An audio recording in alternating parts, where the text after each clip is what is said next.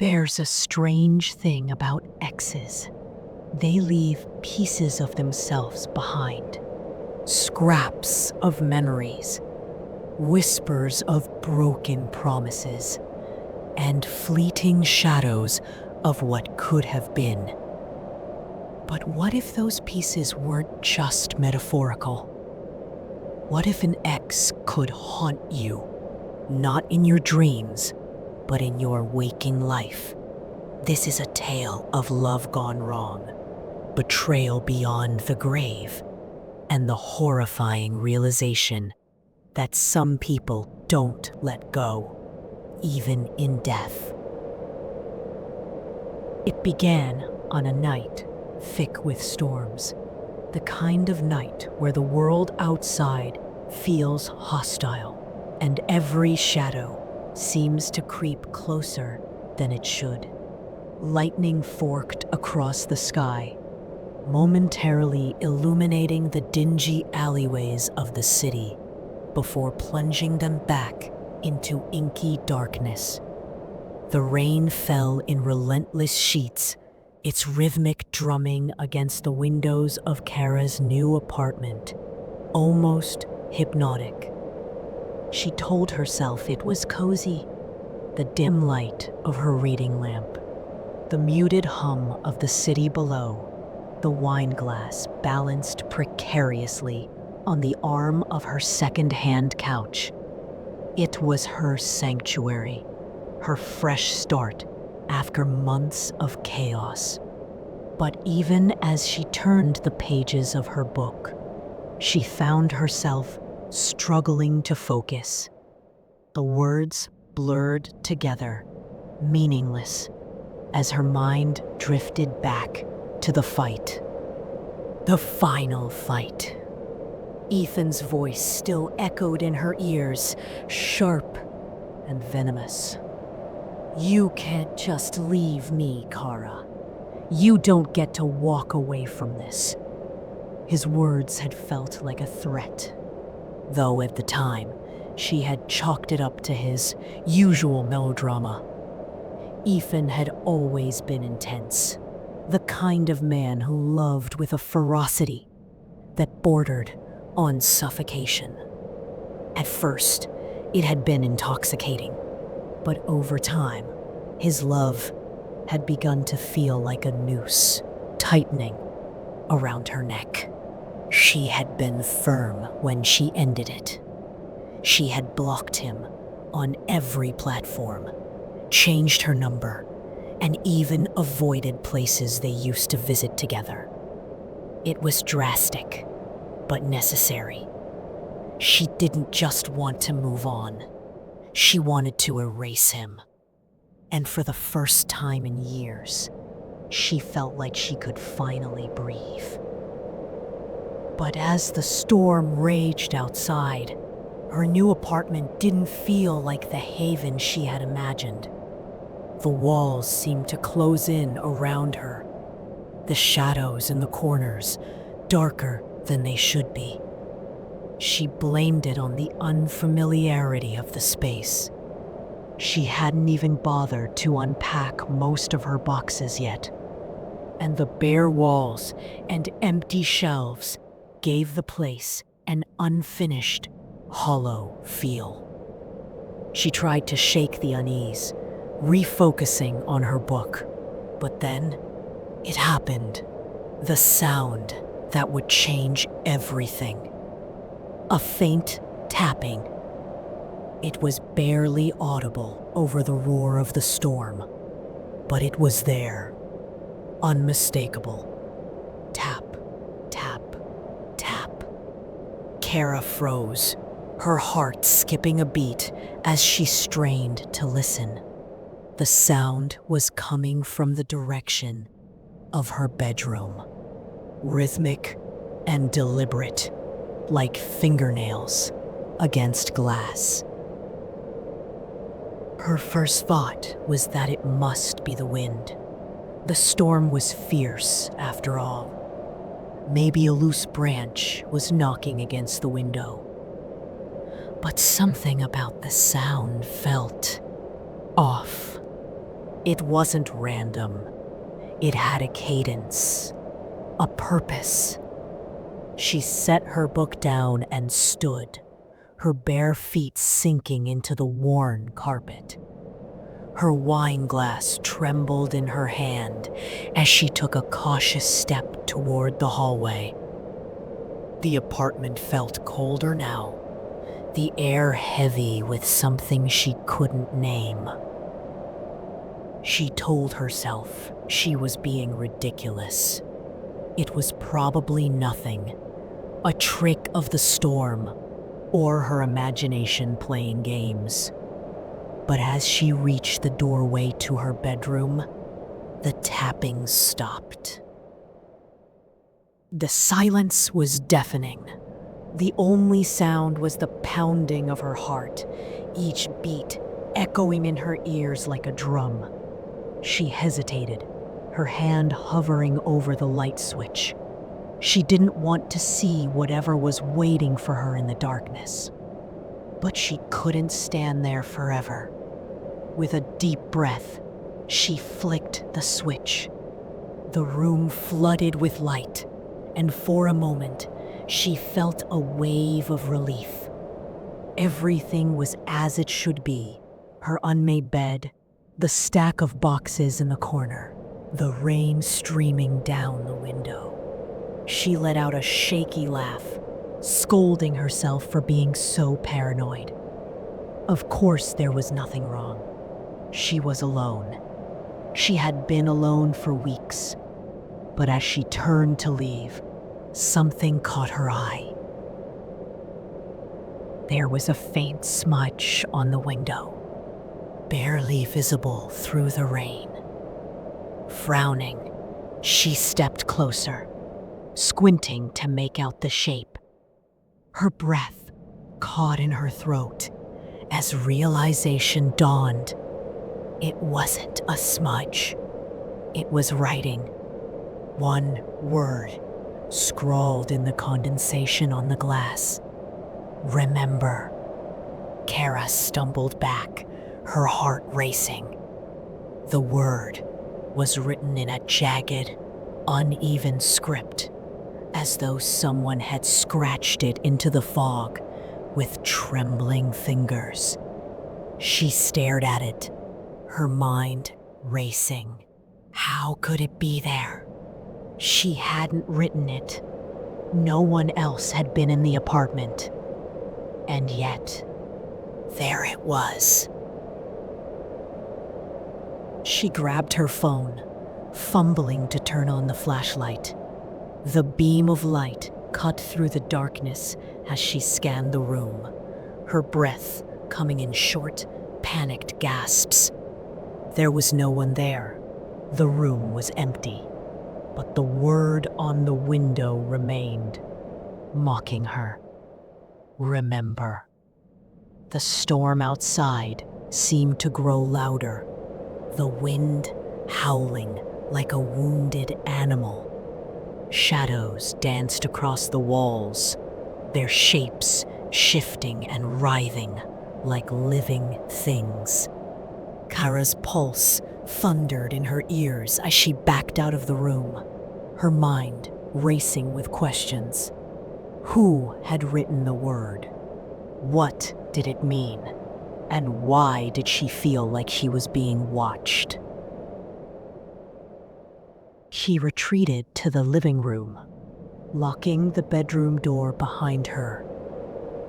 It was a futile gesture, but it made her feel slightly safer. She curled up on the couch, clutching her phone like a lifeline. She tried to tell herself it was nothing. Maybe she had written the word herself and forgotten. Maybe it was a prank. Maybe. Her thoughts were interrupted by a soft creak. Her head snapped up, her eyes darting to the hallway. The bedroom door, the one she had just locked, was now ajar. Her blood ran cold. No, she whispered, shaking her head. No, No, no. She forced herself to her feet, her legs trembling beneath her. She took a step toward the hallway, then another, her heart hammering in her chest. The apartment felt wrong now, like a predator lying in wait. Every instinct screamed at her to run, but she couldn't leave. She had to know what was happening. When she reached the bedroom door, she hesitated. The room beyond was dark. The light she had turned on earlier, now extinguished.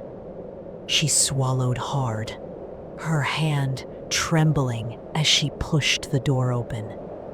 The room was empty, but the window was different now. The word remember was gone, wiped clean. In its place were 3 new words. Do you miss me? Cara screamed. The following days blurred together in a haze of nerves and sleepless nights. Cara tried to convince herself that the incident with the window was a figment of her imagination, a trick played by her mind in response to stress. But she couldn't shake the feeling that something was terribly wrong. When she returned home from work each night, the shadows in her apartment felt thicker, more oppressive. The storm had passed, leaving behind a damp chill that seemed to seep into her bones. She would enter her apartment, her heart racing, half expecting to find Ethan waiting for her in the dark, his presence looming like a storm cloud. But each time, the room was empty, its silence deepening her unease. At first, it was small things. She would leave her keys on the kitchen counter, only to find them on the coffee table when she returned. Her favorite sweater, which she had tossed on the bed, would be folded neatly on a chair. Each time she noticed, a shiver would run down her spine, a whisper of paranoia curling around her thoughts. Was she losing her mind? But the true horror began when the dreams started. Every night, as she drifted into an uneasy sleep, she would find herself in the same setting, a dimly lit room, the air thick and heavy with a sense of dread. In the corner stood Ethan, his face pale and gaunt, eyes hollow and dark, as if they were bottomless pits. He would say nothing, but simply stare, his expression a mixture of sorrow and rage. Cara, he would finally whisper, his voice a chilling rasp. You left me. Each time she awoke, drenched in sweat, her heart hammering violently against her ribs, she would rush to the bathroom mirror, desperate to find some semblance of her former self. But staring back at her was a ghost of the woman she used to be. Eyes wide with fear, skin pale and drawn tight. The dreams felt real, too real, and they left a mark on her soul that she couldn't shake. One night, the dream took a darker turn. She stood in their old apartment, the familiar space now twisted and distorted. Ethan appeared before her, his face contorted in anguish. You can't escape me, he hissed, his voice echoing through the walls. We're bound together, Cara, forever. She woke with a scream, the words still echoing in her mind. But what terrified her most was what she saw when she turned on the light. The words, "You can't escape me," were scrawled across her bedroom wall in what looked like dried blood. Thick, dark streaks that glistened ominously in the lamp's glow. Panic surged through her veins, and she stumbled backward, her breath coming in quick gasps. She grabbed her phone, shaking as she dialed the police, her voice trembling as she explained the situation. But when the officers arrived, they found nothing. The wall was bare, clean, as if the horror had never happened. They exchanged worried glances, their expressions a mix of concern and disbelief. "Ma'am, it sounds like you're under a lot of stress," one officer said gently. "Maybe you should consider talking to someone. A therapist, perhaps." She felt their pity like a weight pressing down on her chest. They didn't understand. They couldn't know that Ethan was still with her, that he refused to let her go. In the days that followed, the haunting escalated. The tapping sound returned, but now it came more frequently, a chilling rhythm that echoed through her apartment. It drove her to the brink of insanity. She would hear it at all hours, soft, insistent, a sinister invitation beckoning her to come closer. One evening, as she sat wrapped in a blanket on the couch, trying to watch a mindless movie, the tapping began again. It was louder this time, more urgent. She could no longer ignore it. Heart pounding, she stood and followed the sound to her bedroom, the air thick with dread. When she reached the door, it creaked open slowly, almost as if inviting her inside. She hesitated, her instincts screaming at her to turn back. But curiosity propelled her forward. Inside, the room was dark, the curtains drawn tightly shut. Shadows clung to the corners like lingering nightmares. She flicked on the light, and there it was, a message scrawled across her mirror, the letters jagged and erratic. "I love you. You belong to me." Tears filled her eyes as she stepped back, her breath hitching in her throat.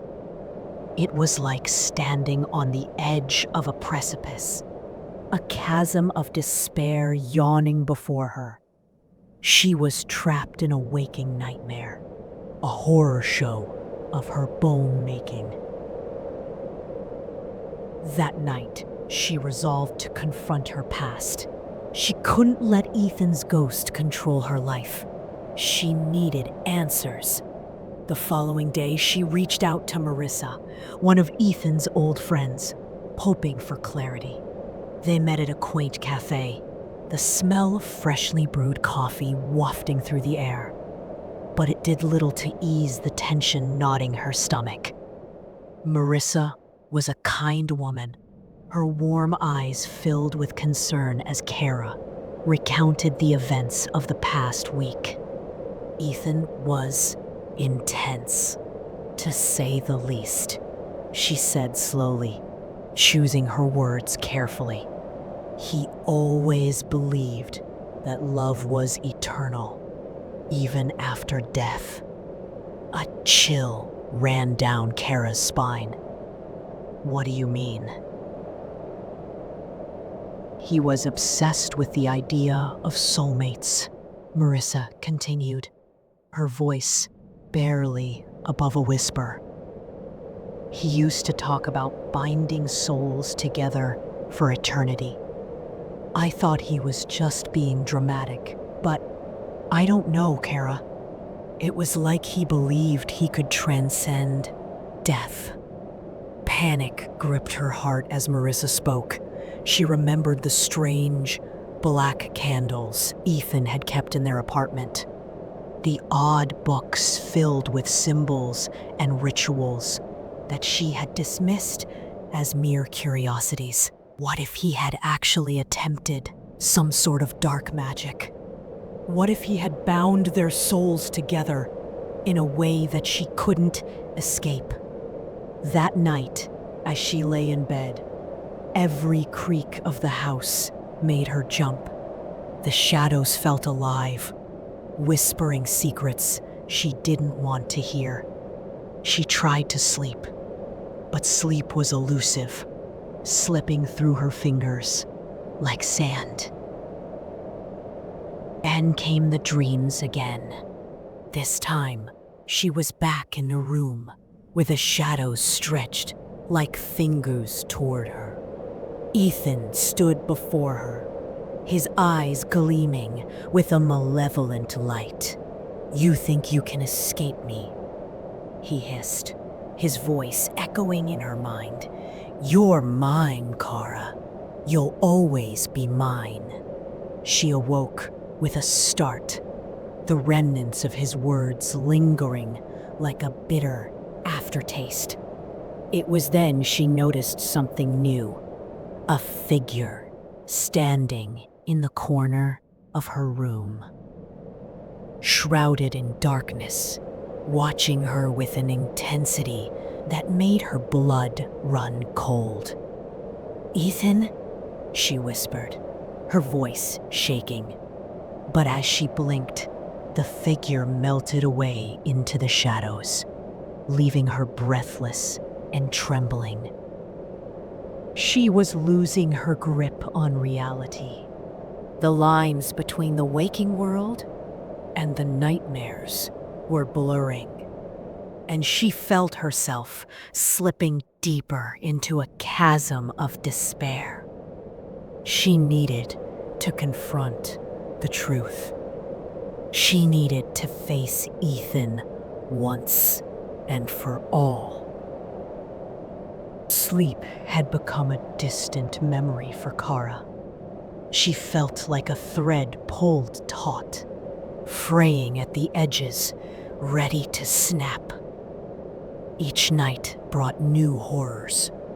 A shadow where it shouldn't be, whispers in the dark, or the icy sensation of fingertips brushing against her skin. By the time she decided to dig into Ethan's past, she was no longer certain what was real. But she couldn't ignore the signs any longer. The messages, the dreams, the figure in the corner of her bedroom. It all pointed back to him. Ethan wasn't just a memory. He was still here, lingering like a stain she couldn't scrub away. It started with a box. The box had been shoved into the back of her closet when she first moved in. A relic of the relationship she had tried so hard to forget. She had resisted unpacking it, hoping that burying it beneath layers of clothes and old shoes would somehow bury the memories as well. But now, with trembling hands, she pulled it out and placed it on her bed. The box was heavier than she remembered, its contents shifting ominously as she opened the lid. Inside were the remnants of their life together. Photographs, letters, movie ticket stubs, and a small black journal bound in cracked leather. She hesitated before picking up the journal, her fingers trembling. It had been Ethan's, a private diary he had never allowed her to read. But now, she felt no hesitation about invading his privacy. She needed answers. As she flipped through the pages, her heart sank. The journal was filled with obsessive, rambling entries, some of them written in a frantic scrawl that bordered on illegible. Many of the pages were devoted to her smile, her laugh, the way her hair caught the sunlight. But as the entries progressed, the tone shifted. The idolization turned darker, more possessive. Cara is mine. She doesn't see it yet, but she belongs to me. Always has, always will. Her stomach churned as she read those words, but she forced herself to keep going. The later entries were even worse. Ethan had begun writing about rituals, strange ceremonies designed to bind souls together. He mentioned books he had purchased from obscure online stores, conversations with psychics, and experiments he had tried in secret. Love is eternal, one entry read. Death can't break a true bond.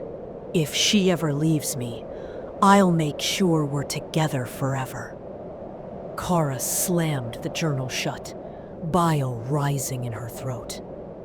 She wanted to throw it across the room, to burn it, to destroy it completely. But something stopped her. The journal felt heavy in her hands, as though it held more than just paper and ink.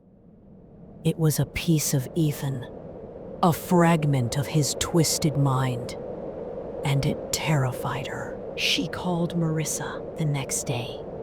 Marissa had always been kind, but Cara had avoided her after the breakup, not wanting to be reminded of Ethan or his circle of friends. Now, she was desperate for answers. They met at a quiet coffee shop, the kind of place where the soft hum of conversation was a soothing background to the clinking of mugs and the hiss of the espresso machine. Marissa's face fell when Cara mentioned the journal. I was afraid of this, she said, stirring her coffee absently. He was obsessive. We all saw it, but he wouldn't listen to anyone.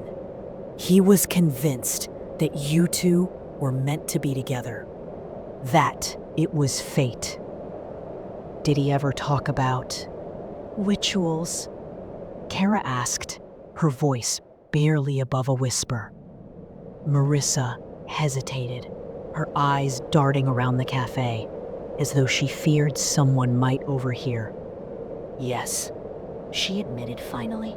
He became obsessed with the occult. It started as a curiosity, but it got darker. He found this group online.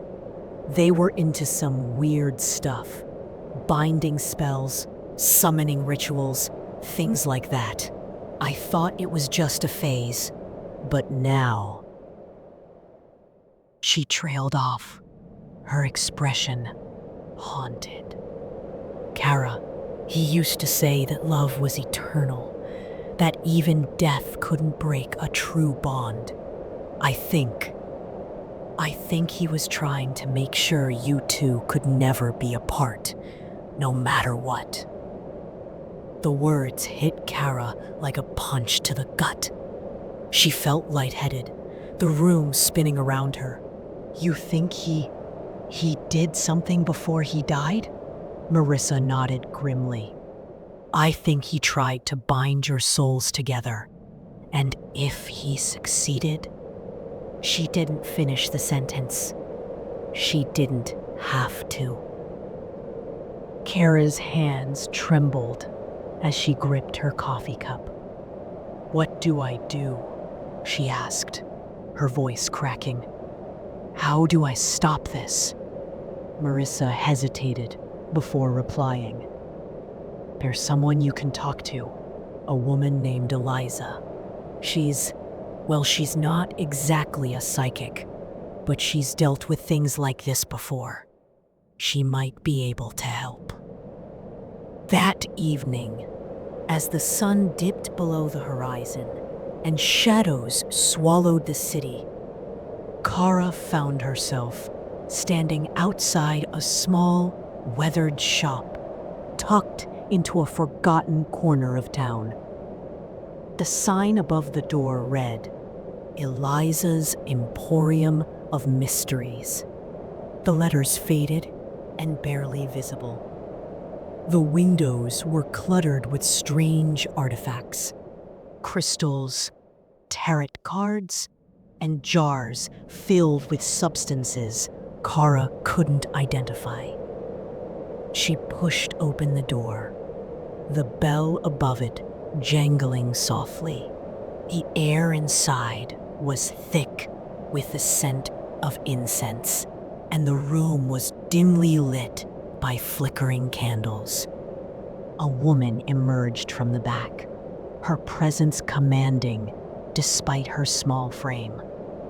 Her dark eyes seemed to pierce through Cara, as though she could see every secret, every fear. "You're here about him," Eliza said without preamble, her voice low and steady. Cara blinked. "How do you—" "I can feel it," Eliza interrupted. "His presence clings to you like a shadow. He's not gone, you know. Not entirely." Tears welled in Cara's eyes. "He won't leave me alone," she choked out. "He's in my dreams. He's in my apartment. I don't know what to do." Eliza nodded, her expression grave. "He's bound to you, a tether, forged by his will and his obsession. Breaking it won't be easy. It will require strength and sacrifices." "What kind of sacrifices?" Cara asked, her voice barely above a whisper. Eliza didn't answer. Instead, she gestured for Cara to follow her into the back room, where a circle had been drawn on the floor in chalk, surrounded by candles and strange symbols. "If you want to sever the bond, you'll have to confront him," she said. "But be warned, he won't let go without a fight." As Cara left the shop that night, clutching a list of instructions and a bundle of herbs tied with twine, she felt a strange mix of hope and dread. She had a plan now, a way to fight back. But the thought of confronting Ethan again, of facing the full weight of his obsession, filled her with a terror she couldn't shake. And as she stepped into the cold night air, she couldn't help but feel that she was being watched. The night was still, unnaturally so, as if the world itself was holding its breath in anticipation of what was to come. Outside, the city buzzed with life. Cars honking, distant laughter echoing in the streets. But inside Cara's apartment, time felt frozen. The air was heavy, the kind of oppressive stillness that makes every sound seem louder than it should be. Cara sat cross-legged on the floor of her living room, surrounded by the tools Eliza had given her. Black candles arranged in a perfect circle, a bundle of dried sage, a small dagger with a strange, intricate design etched onto its blade, and a piece of paper covered in symbols she couldn't understand. In the center of it all lay Ethan's journal, the leather cover cracked and worn, its pages filled with the madness that had consumed him. Eliza's instructions echoed in her mind. He'll come for you when you start the ritual. He'll try to stop you, to break your will. But you mustn't falter. If you give in to fear, if you hesitate for even a moment, the bond will only grow stronger. Cara's hands trembled as she lit the candles, their flickering flames casting long, dancing shadows on the walls. The apartment seemed darker than usual, the corners of the room swallowed by an unnatural blackness. She took a deep breath, trying to steady herself. She had to do this. She couldn't live like this anymore. Haunted, hunted, suffocating under the weight of Ethan's obsession. Tonight, it would end. She picked up the sage and lit the end, the dry leaves crackling as they caught fire. The smoke curled upward, its scent earthy and sharp, filling the room as she began to recite the incantation Eliza had taught her. The words felt foreign on her tongue, ancient and powerful, as though they carried a weight far beyond her understanding. At first, nothing happened. The only sound was the soft rustling of the sage and the faint hum of the city outside. But then, the temperature in the room plummeted. The warmth of the candles was replaced by an icy chill that seeped into her bones, making her breath fog in the air. And then she heard it. The tapping, soft at first, like fingernails brushing against glass. But it grew louder, more insistent, until it became a deafening pounding that seemed to echo through her skull. She dropped the sage, her heart hammering in her chest as she turned toward the source of the noise. The bedroom door, which she had closed and locked, now stood wide open. Beyond it was nothing but darkness, thick, impenetrable, and alive with a presence she could feel in her very soul. Cara, a voice whispered, low and guttural, sending a shiver down her spine. You don't have to do this. She froze, her breath hitching in her throat. The voice was unmistakable. Ethan. It was deeper now, distorted, as if it were coming from somewhere far away. She clenched her fists, forcing herself to stay rooted in place. He wanted her to stop, to abandon the ritual. But she wouldn't. She couldn't. I'm not yours, she said, her voice shaking but resolute. Picking up the dagger, she stepped back into the circle of candles, her sanctuary against whatever darkness was encroaching on her. The shadows in the room began to shift, pulling together into a single, writhing mass. Slowly, they coalesced into a figure, tall, lean, and unmistakably Ethan. But it wasn't the Ethan she remembered. His face was pale, almost translucent, his eyes black voids that seemed to swallow the light around them. his mouth twisted into a cruel smile, revealing teeth that were too sharp, too many. "You don't mean that," he said, stepping closer to the edge of the circle. His voice was dripping with mockery, but beneath it, there was something else, something desperate.